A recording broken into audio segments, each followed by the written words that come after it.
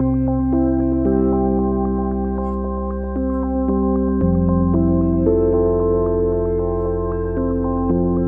pues es un instituto de investigación, como todos los institutos de investigación que tienen las universidades. Tiene alguna particularidad, quizá el objeto, porque se dedica a estudios sobre América Latina y no hay muchos institutos de este tipo, y luego porque normalmente los que los hay pues se dedican más al estudio, digamos, de América Latina en perspectiva más histórica, ¿no? A lo mejor teniendo en cuenta pues bien la etapa colonial o bien la regulación administrativa de esa etapa en el orden jurídico, en el Imperio Español, incluso a lo mejor pintura, arte, etcétera, ¿no? Pero este tiene la particularidad de que se ocupa de cosas muy diversas y toca todas las áreas de conocimiento posibles. Nosotros tenemos investigadores que se ocupan, pues, no sé, de arquitectura, que se pueden ocupar, por supuesto, de pintura, escultura, pero bueno, no sé, por decirle un ejemplo, antes de ayer me sorprendió muchísimo una investigadora que difundió en nuestro instituto su objeto de estudio y era, fíjese qué cosa más bonita, si en el testamento de la emperatriz Isabel, que fue mujer de Carlos V, que pidió que se subastara su equipo de ropas y de todo lo que era todos los elementos que ella utilizaba para vestir, incluidos zapatos, joyas, etcétera. Y la investigadora esta lo que hizo es cuántos de esos vestidos que fueron subastados tenían o bien telas indígenas procedentes de América, o bien plumas de aves procedentes de América, o bien pieles de animales procedentes de América Latina. Fíjese, que se iba a imaginar que no, y a lo mejor pues luego hay otro que lo que hace es averiguar o identificar los animales de las pieles esas, o no sé, esto es la invasión biológica de las cotorras argentinas en la costa malagueña, ¿no? Todo esto, como ve, es muy variado. Obviamente, desde el punto de vista de los estudios contemporáneos, pues claro que estamos muy atentos a lo que está ocurriendo, a lo que ocurre. De hecho, por ejemplo, antes de ayer firmamos un acuerdo con la Cancillería de El Salvador, en la cual nosotros vamos a tener una participación activa en la vigilancia de las elecciones generales que va a haber en El Salvador el próximo mes de enero. Hemos participado en otras, las últimas en las de Paraguay. Bueno, como ve, en el marco de la visibilidad del instituto, en el marco también de la docencia. De hecho, me trae aquí a Málaga pues el ver la posibilidad de unir sinergias entre la Universidad de Málaga y la Universidad de Sevilla en el campo de la docencia y de la investigación fundamentalmente. Programas de doctorado, programas también de másteres. Tenemos una escuela de gobernanza en la cual damos formación a la mayor parte de las personas que están en un sector concreto, ¿no? No sé, por ejemplo, en las cuencas hídricas de los estados de América o en los centros nacionales de inteligencia, ¿no? Cualquier grupo que nos solicite una formación específica, y en ese sentido a veces no disponemos, por ejemplo, de los investigadores concretos que se solicitan, y puede que a lo mejor los tenga Málaga, ¿por qué no aprovechar esa sinergia? Y de eso se trata.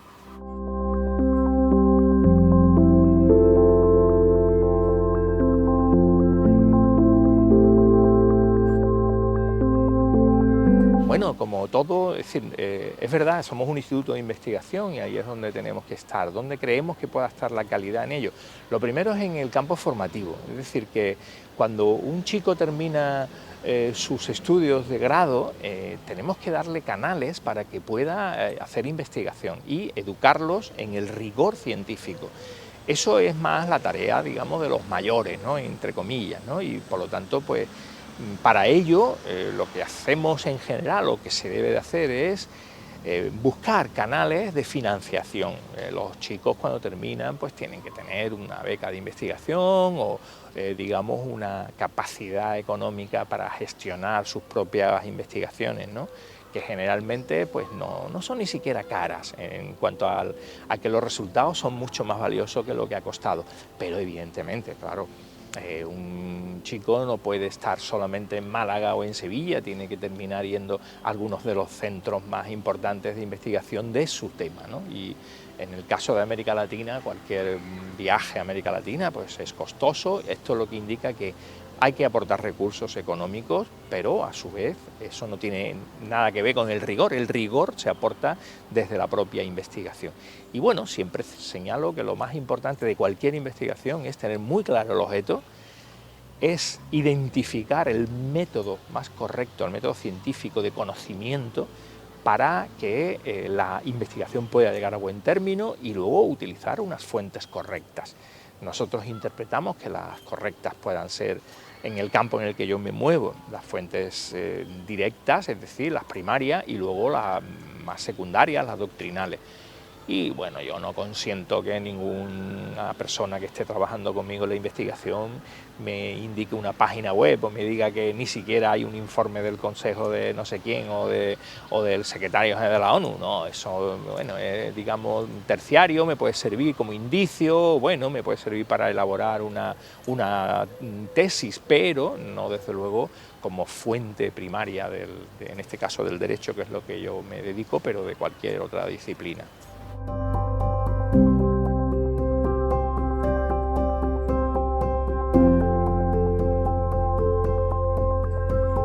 Bueno, pues habrá muchos problemas que sí, que los esté resolviendo, claro que sí. Por ejemplo, pues todos los temas que puedan tener que ver con las inversiones o que tengan que ver con las adopciones internacionales o con la ejecución de sentencias, todo lo que sea el derecho de la Unión Europea que de forma vertical afecta a los 27 estados, la ejecución de las sentencias del Tribunal Europeo de Derechos Humanos. Claro, es que el ordenamiento jurídico es muy complejo, muy grande, muy extenso, ¿no?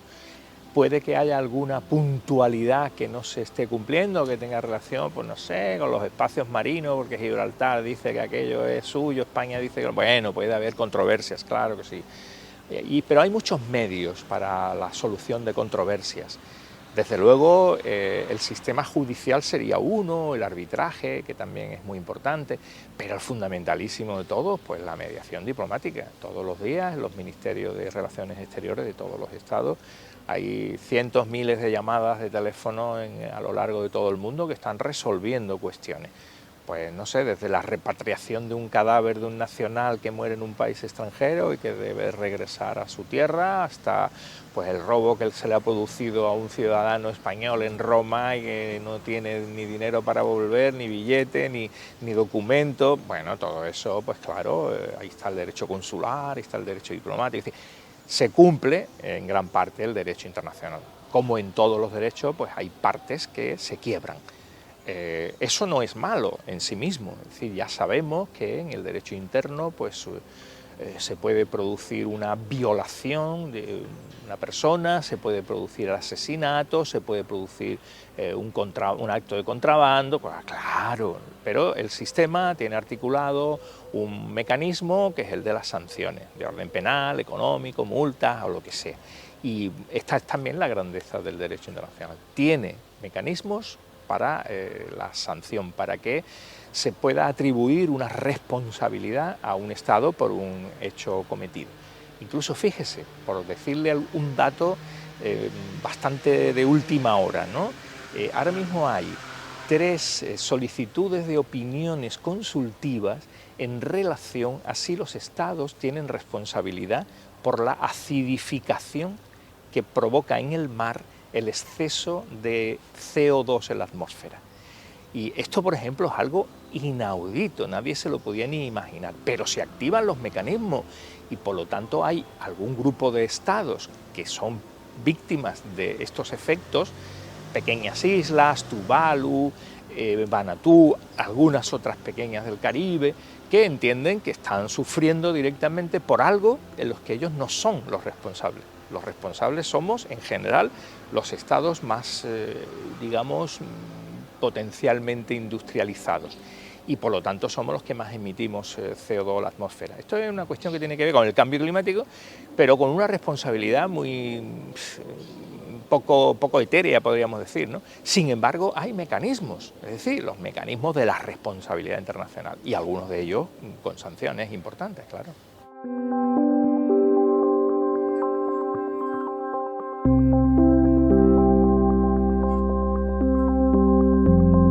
El derecho internacional público, el principal papel que está jugando es ser víctima.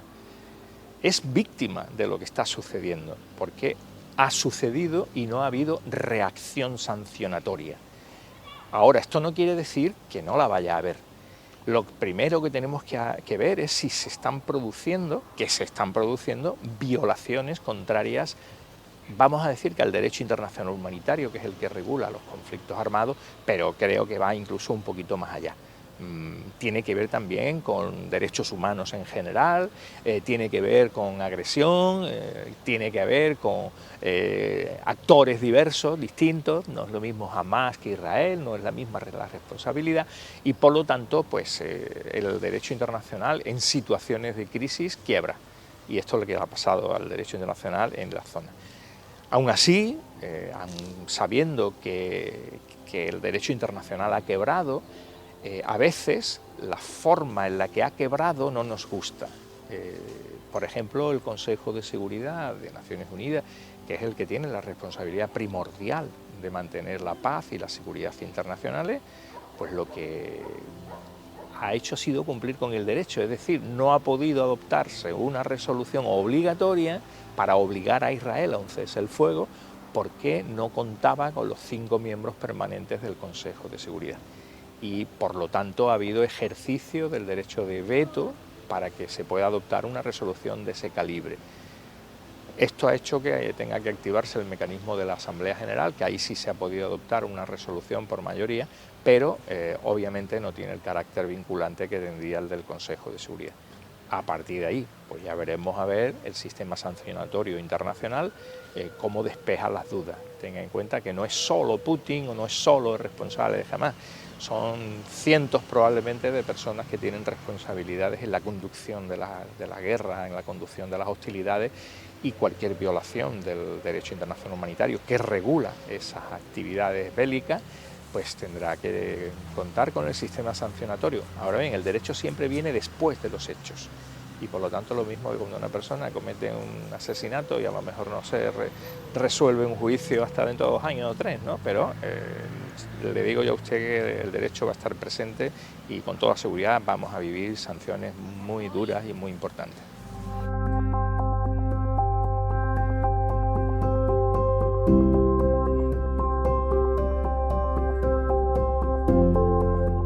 Bueno, efectivamente, si estamos pendientes de lo que ocurre, digamos, en los medios, pues en cuanto comenzó la presidencia española de este semestre de la Unión Europea, lo primero que vimos fue efectivamente una reunión, una cumbre que se llama, de jefes de Estado y de Gobierno de la Unión Europea y de América Latina. Esto solo se produce cuando tiene la presidencia española. Quiere decir, algo dice España en relación con ese tipo de cooperación. La cooperación es una cooperación política. Eso tiene que ser traducido a otros elementos. Por ello se produce una cumbre académica paralela en la cual los académicos que estamos inscritos en esa cumbre, pues proponemos a los jefes de Estado y de Gobierno algunas acciones concretas. Por ejemplo, IEAL, que este año ha participado también, como cada vez que hay alguna, pues hemos propuesto 2 cosas que entendemos que serían de una cooperación importante en la medida en que como cumbre académica nos ocupamos de los temas académicos. Por ejemplo, la existencia de que hubiera una posibilidad de hacer un Erasmus euro-latinoamericano, que no salgan todos los chicos de la Universidad de Málaga a Polonia o a Roma, pues, ¿por qué no a México, a Perú, a Argentina, o Chile, o Colombia, cualquier país de allí, ¿no? Y eso también, a su vez, viceversa. Que hay problemas, muchos, yo lo sé, es muy difícil que un chico colombiano vaya a ir a Polonia, es difícil. Pero bueno, para eso estamos, Iberoamérica, ya no Latinoamérica, sino Iberoamérica. Y nosotros además disponemos de una organización internacional que engloba la cooperación, que se llama Secretaría General de Cooperación Iberoamericana, que tiene sede en Madrid, pero que no es española. Es decir, esto la componen los 23 estados de la Comunidad Iberoamericana. Y se producen también en otros terrenos, es decir, nos sorprendería ver cómo hay cooperación en temas sanitarios, en temas también judiciales, en temas incluso de tribunales constitucionales, o incluso, bueno, yo he presidido durante 4 años el Instituto Hispano, Luso, Americano y Filipino de Derecho Internacional, que engloba también a 23 estados, y nuestra misión ha sido hacer de lo que llamamos una diplomacia académica, ¿no?, que ha tenido muy buenos resultados porque los miembros integrantes del ILADI, por ejemplo, pues o han sido, o están siendo, o van a ser altos cargos generalmente en sus respectivos países. Y luego nos encontramos con la facilidad de que podemos transmitir aquellas ideas en materia de cooperación que nos resulta de interés. Pero, bueno, como todo, esto puede ser una ingente tarea, ¿no?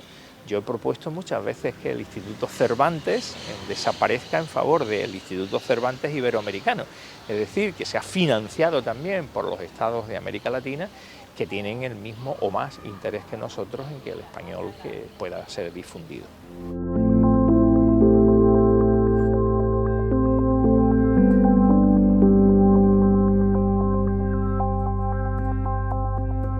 Es muy difícil determinar cuál es el más importante.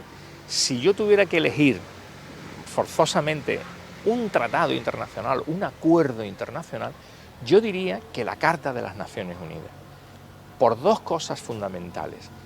Fue el primer documento en forma de tratado de carácter universal que prohíbe la guerra y que obliga al arreglo pacífico de la controversia. Por lo tanto, esto es esencial. Se produce en el año 45, recién terminada la Segunda Guerra Mundial. Y en segundo lugar, porque es también el primer documento que menciona los derechos humanos. Creo que esto podría ser, por ser simplista, porque luego me dirá, pero no se ha cumplido, no sé, claro, ya lo sé, pero mire, y sobre cambio climático, sí, ya lo sé, es decir, que hay muchos y muy buenos instrumentos jurídicos que hacen una regulación de temas de carácter general. De hecho, bueno, yo soy un estudioso de Francisco de Vitoria, que fue, digamos, el capito di scuola, que dirían los italianos, ¿no?, de una escuela española de los siglos XVI y XVII, en la que se produce el nacimiento del derecho internacional por las ideas que conlleva lo que él planteaba, que son bienes globales que hoy queremos proteger a nivel general. No sé, el medio ambiente, el comercio internacional, los derechos humanos, bueno, son bienes globales, ¿verdad? Y eso nos hace que a través de esas ideas, por un lado, que se han convertido en principios, esos principios que se han convertido en normas, podamos estar hoy, por ejemplo, uno de los temas que analizamos en el instituto, que es la cooperación precisamente en materia espacial, fíjese. Nos creeremos que estamos muy lejos del Instituto de Estudios sobre América Latina, pero probablemente no sabemos que hay muchas agencias espaciales nacionales en los países de América Latina antes que la española, que se acaba de crear este mismo año, ¿no?